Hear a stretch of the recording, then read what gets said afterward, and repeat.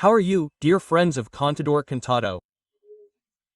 On December 3, 2025, the plan that will follow the issue of reducing working hours was announced. It is expected to be fully implemented in 2030, but a transition period will begin in 2026. What is this transition period like?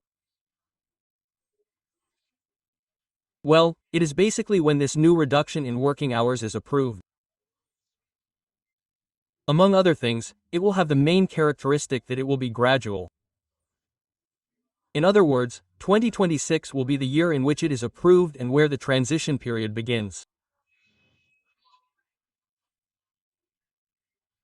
In 2027, we would be talking about a reduction in working hours instead of 48 hours, which is the current working day, to 46 hours, in 2028, to 44 hours, in 2029, to 42 hours, and finally, in 2030, to the famous 40-hour reduction in working hours.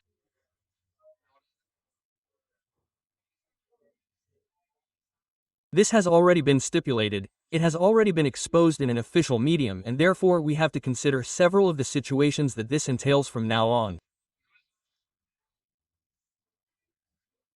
First point, this will most likely make some changes regarding the niches in which it will begin to be implemented. That is to say, at the beginning we will be seeing how this reduction in working hours will only apply to certain sectors, perhaps not to all of them.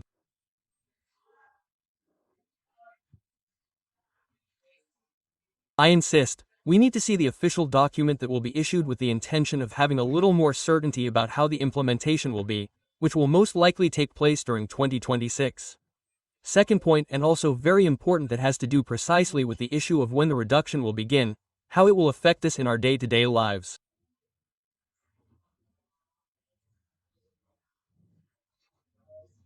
That is precisely why I want to explain it to you a little more clearly in the video where we talk about the side effects of the reduction in working hours. So, this would be the second point.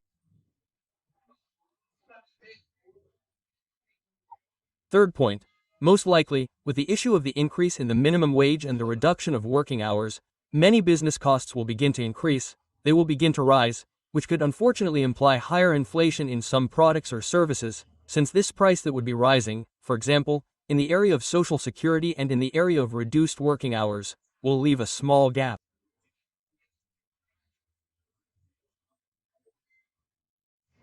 In other words, people who used to work until Saturday may now work from Monday to Friday, and on Saturday many employers will have to hire new staff.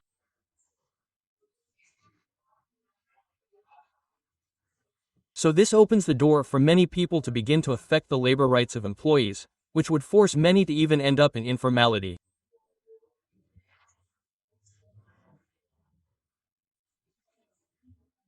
So, this reduction in working hours that we would see being implemented reliably starting in 2027, that we will most likely have all of this in the rules of the game in 2026, and I can almost bet that this will be on May 1st, which is an emblematic date for workers.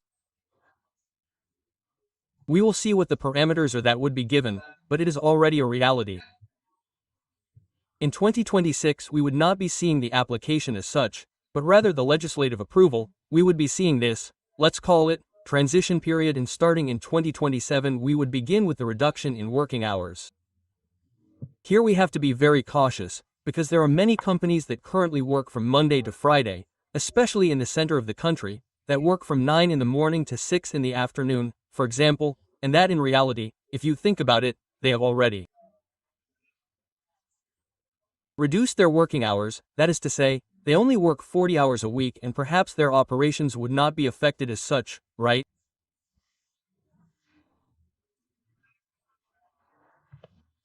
Yes, in the interior of the country, where it is important to mention that a large number of people work from Monday to Saturday, and in many other types of businesses, niches such as retail or customer service, they normally work from Monday to Sunday with days off during the week.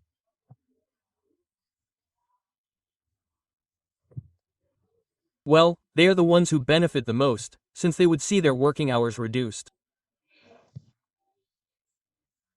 Or, if their working hours are not reduced, they would be paid overtime, and some new rules of the game are also being considered there and are already being announced.